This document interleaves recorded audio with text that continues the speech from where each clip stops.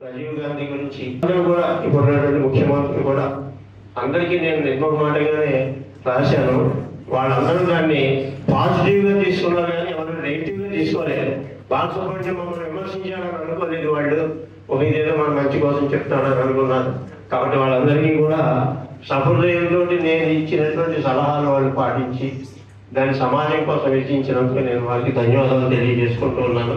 చిట్ట చివరిగా ఇక్కడ పెద్దలందరికీ నేను కోరేది ఏంటంటే, ఏదైనా ఒక చెడు జరుగుతున్నప్పుడు, ఒక నష్టం కలుగుతున్నప్పుడు మనం సమాజంలో ఎదిరించకుండా పోతే, మనని చైనా వాడు చెప్పాడు ఒక మాట, చైనా ప్రధాని మన ఈ మధ్య దేశం, నా దేశంలో ఉండేటువంటి విద్వాంసులు కానీ భారతీయులు మాత్రం వాళ్ళు చక్కటి జ్ఞానాన్ని సంపాదించి విదేశాలను బాగు చేయడానికి వారి శక్తులను ఉపయోగిస్తున్నారని చెప్పాడు ఆయన.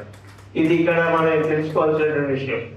స్వచ్ఛ భారత్ అనుకున్నా ఇంకోటి ఇంకున్నా ఇప్పటికైనా తెలుసుకున్నటువంటి యువత అమెరికాలో ఏదో ఉంది, రష్యాలో ఏదో ఉంది అనేది కాకుండా మన మాతృదేశానికి మనం చేయడానికి ఇప్పుడు ఉన్నటువంటి యువత ముందుకు వచ్చి మన ఇల్లు ముందర మనం బాగు చేసుకునేటువంటి ప్రయత్నం చేయాలనే ఈ సందర్భంగా నేను మీ అందరికీ కోరుకుంటూ, నాకు చాలా చిన్నప్పటి నుంచి ఒక విధంగా మేము చుట్టారికం మా ఇద్దరి మధ్యలో. ఆయనకి నాకు ఒక ఏడాది తేడా ఉంది. అంటే ఒక సంవత్సరం మాత్రమే ఆయన పెద్ద. వాళ్ళ మదర్ నాకు చిన్న అమ్మమ్మ అవుతుంది. ఆ విన్న వ్యక్తికి ఇంట్రెస్ట్ ఉంటేనే మిగతా చెప్తారు, లేకపోతే చెప్పరు. సో దానివల్ల ఏమవుతుందంటే ఎక్కడ కాన్ఫ్లిక్ట్ వచ్చేది కాదు. కానీ చాలా సున్నితంగా చెప్పేవాడు అన్నమాట.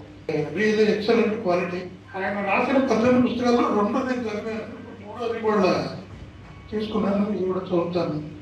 చాలా సంఘటనలు నాకు పరిచయం కూడా ఉన్నాయి ఈ పుస్తకంలో రాసిన వాటిలో.